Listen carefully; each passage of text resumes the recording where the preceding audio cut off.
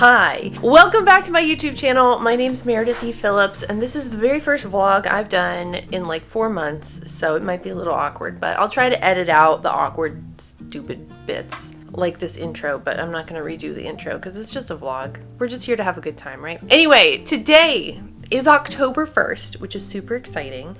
It is officially Preptober. We are officially 1 month away from NaNoWriMo beginning, which is kind of crazy to think about, but there it is. So today I am going to just have a relaxing day of writing, working on my outline, just chilling. Before I get started on what I want to do today, I do kind of want to catch you up on where I am in the process of creating this story and creating the outline and all that stuff, because I have been working on this for a while. I don't remember exactly when I started working on it. It's been over a month for sure. I've just sort of been working on it when I feel like it, basically. So yeah, let me just catch you up. Okay, I actually just pulled up the info section on this document, and apparently I created it on August 6th. So I've been working on this for 2 months now. I'm actually surprised. I didn't think I'd created this that long ago. It doesn't seem like it's been that long. I guess it has been. Let me tell you where I am in the process, what I'm planning to do today, and all that kind of stuff. So in typical me fashion, the first thing I usually do when I really want to start working on a story idea is I do a massive brain dump.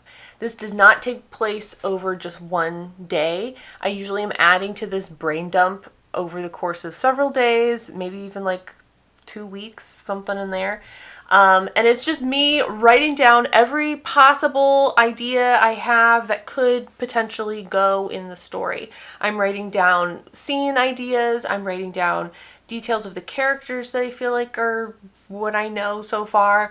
I'm writing down, like for this especially, it takes place, I haven't told you a whole lot about it yet, but it's a historical romance. And so I was writing down stuff I'd found online, information related to the period, all that kind of stuff. My original brain dump document here is 2,200 words, and it's just sort of all over the place. It's not organized in any way. It is just brain to page, right?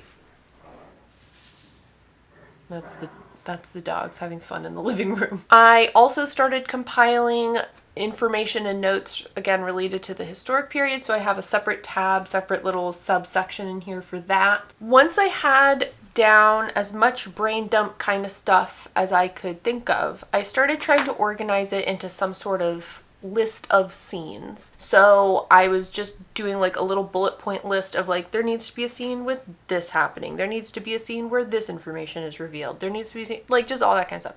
So that ended up being almost 2,000 words. And really, it's just kind of me telling myself the story in a different format than the brain dump notes, okay? So I tell myself the story a bunch of different times in a bunch of different ways, and I'm refining it as I go. So there are things in that original brain dump document that are not going to be in the final story or didn't even make it into this scene list. Once I had a huge list of scenes over here, I then started trying to organize it into some sort of story structure.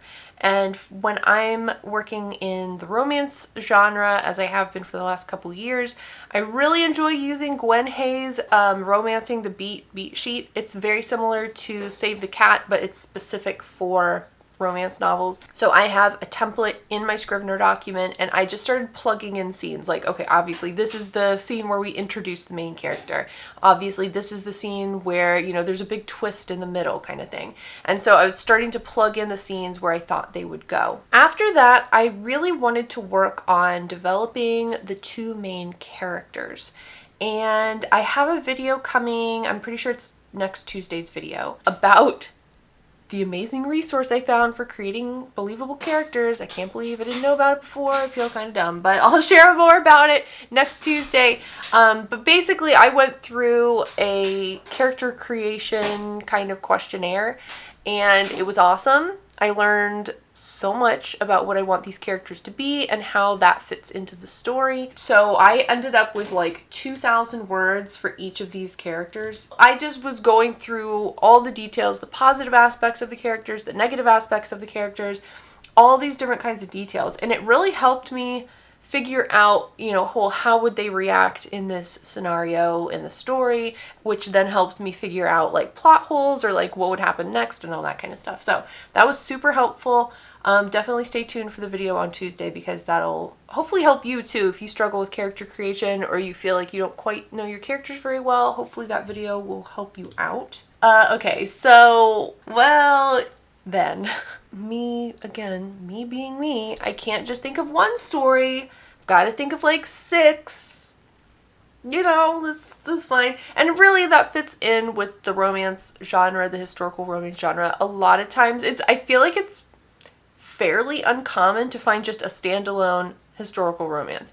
I find that a lot of times they're in series, right? So you'll be introduced to maybe like a group of friends in the first series or in the first book, and then the series will follow each of those different friends in their own books, or it'll introduce you to a big family in book 1, and then each of the subsequent books will focus on a different member of the family, like that kind of thing. And so that's directly where my mind went. Obviously, back in the day, there weren't all that many only children. So I was like, well, these characters have to have siblings. So then I was making up siblings, and then it was like, well, they would be like doing their lives too. So it just spiraled. And so I have, I think, 3 siblings for each of them. How many do I have? I have 3 people in one family and 4 people in another family. And then I was like, well, I need to decide, you know, in book 1, how old are they all going to be?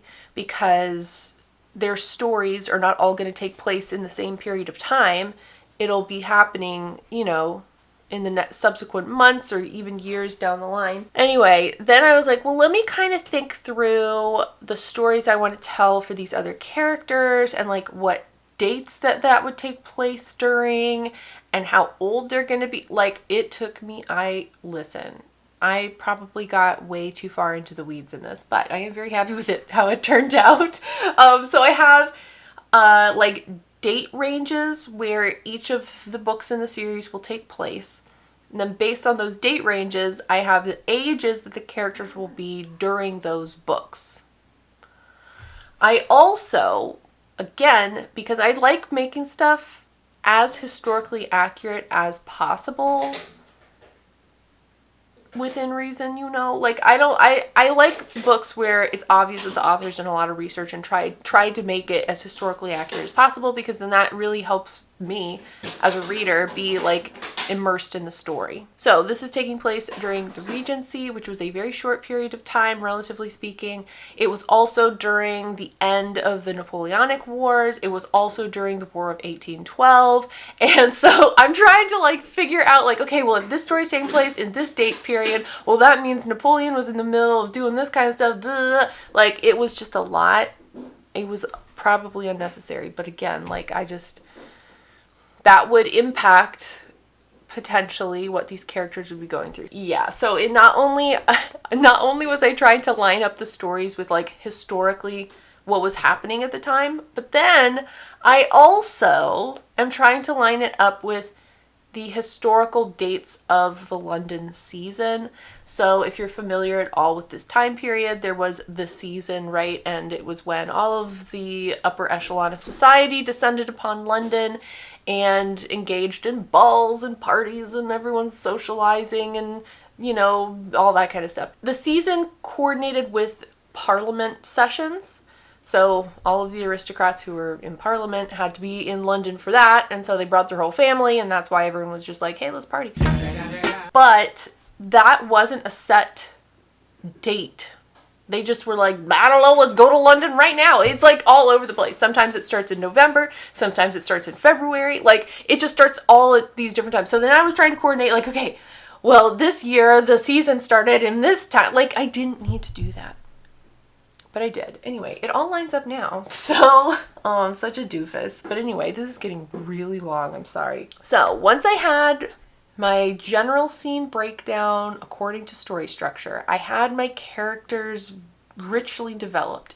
I had dates and birthdays and all the things coordinated and lined up on that side. I tried to go back through the outline and actually break it out into individual scenes that weren't necessarily connected to the beats. So I talked about this in a video a ways back. It might have been last year, I kind of forget now, but one of the things that tripped me up for so long, like literally up until like last year, is I was using these beat sheets, Save the Cat, Romancing the Beat, whatever you want to use. I was using those and trying to shoehorn in plot points to specific beats without thinking like a dumbhead. If you're writing a story, there's gonna be scenes that occur in between the beats.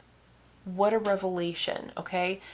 Every scene isn't going to be a story beat. Does that make sense? It's just like in music. Music is happening on a specific beat, but there's stuff during music happening in between the beats. It's not just the beats, right? And so the same is true for a story. The story is not just beats.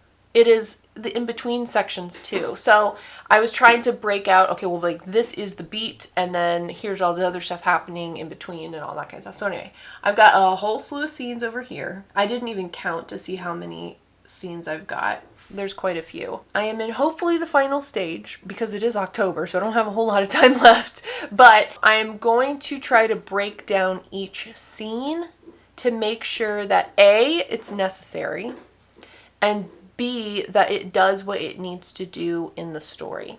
And how I'm going to do that is by using the fantabulous John Truby to help me. I did this with Project Model Rom-Com, and it really helped me to see each scene broken down in this way. And there were quite a few times where I was like, yeah, this doesn't need to be its own scene. It can be deleted, or I can work in these few little details to a later scene or something like that. In his book, he talks about ideal scene sequence. Basically, he wants you to break down, who's driving the scene, which character is driving the scene, what do they want, what are they trying to get, what is their desire in the scene. You need to figure out what is the end point. How is that desire going to be met or not met? Are they going to get what they're after or not? There's usually an opponent in the scene who's going to try to get in their way of getting the thing that they want. Is the opponent going to succeed or are they going to fail? You need to make sure that there's conflict within the scene. You know, if a scene has zero conflict, it's probably not going to be very interesting.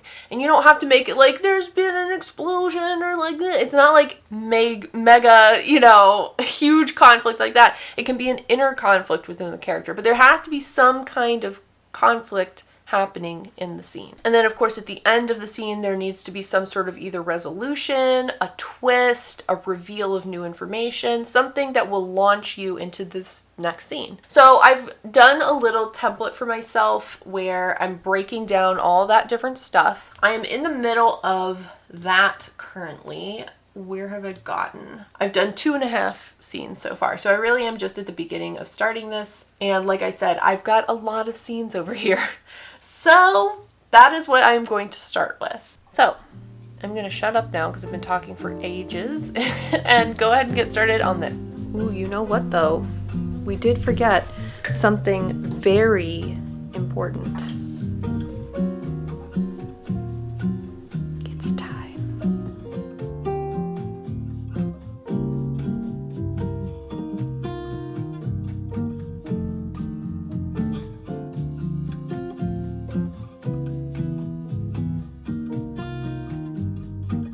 Okay, I've been slowly working through these and just sort of mulling things over. I haven't been trying to, hurry and get the specific number of these done or anything like that. It is almost noon, so I'm about to take a lunch break, so let me just kind of catch you up on how I've done so far. This has already come in very handy because I'm realizing I had 2 back-to-back scenes where it was like, this character is reacting to this new development, and then the next scene is the other character reacting to the development. It doesn't need to be 2 individual scenes like that. So I'm going to combine one of those with like the next scene because it doesn't need to be its a whole separate thing by itself. I'm also reminded, I don't know where I've heard this or if it's connected to anything in particular, but there's a strategy I guess you can use when you're plotting things out is to have like an action or like a development or some big thing happen in one scene, and then the next scene is more of a like reaction scene where the characters are processing the new information, making a plan to move forward. Like it's a response scene. So I do have that several times in my entire outline where there's a scene where some big thing happens and then we have like a reaction or a processing kind of scene. I'm almost to the end of the first act in terms of plotting out these different scenes. I have mine broken out into 4 acts or phases. Gwen Hayes in her books calls them phases. So this is phase 1. Of course, the end at like the 25% mark is generally where the characters are like launched into the new world, the new way that their life is going to be, right? And so this lines up really well with that. The end of this first act of 4 is going to be the 25% mark, and they're going to be making a choice that they really can't undo once they've gone ahead with it. So yeah, I'm excited. It's going well so far. Again, we're just being chill. We've got the candle. I had on some music. It's just been a good time. So I'm going to take a little break for now. It is noon pretty much, and I'm hungry. So I'm going to eat a little something first, and then I'll be back to this in a little bit. Okay, that was a quick little lunch break. I am back. I'm back at it. I'm going to get my lo-fi beats up and running again. The dogs are outside. It is very nice out there right now. It is like actual nice temperatures. It's like 80 and no humidity. It's really pretty outside. So they're out there right now. They're just chilling. We'll have to see when they decide they're going to start barking at something. But anyway, they're outside right now doing okay. I do need to pull up my little crispy wispy on the baby cam. I don't think I've mentioned this yet, but Crispin is now in a bassinet. He was in the pen with his little girlies, but he keeps falling over. He has arthritis and he only has 3 legs, and he just kept falling over, and it was getting to the point where it was like not safe. He was ending up in really weird positions and ugh. So I bought a baby bassinet, like a freestanding baby bassinet, and I can have him up on my phone with the baby monitor. And I can keep tabs on him to make sure he hasn't fallen over, he doesn't need help or anything like that. So he's doing okay for the moment, eating some hay. And yeah, so I just keep him propped up right there so I can watch him while I am working. But yeah, for now, I'm just going to go ahead, start this music up again and keep working on those scenes. Okay, I'm done for today. I have finished working through each of the scenes in that first act, the first 25% of the book. I'm happy with how they're looking so far. The other cool thing about doing it this way is that as I'm going through each scene and sort of detailing out all the different things, I'm thinking of like new, not plot points, but like new ways to introduce conflict, because of course conflict is the thing that's going to make your story and the individual scenes all exciting and interesting to read about. And so there have been a couple times where I've come across a scene where I'm like, what is the conflict here? I've thought of some good ones, I think. Ones that the time they have to do something is suddenly shortened. And so then it's like, oh no, there's like a race, a little bit more of like a hurry, they need to finish this or whatever. So hopefully that'll make it more exciting for the reader. I, of course, have the rest of the month to finish out the last 75% of these scene notes, which I think should be pretty doable. I will be back on Tuesday with that video I told you about for creating the characters in your story, a really helpful resource that I hope you will enjoy hearing about.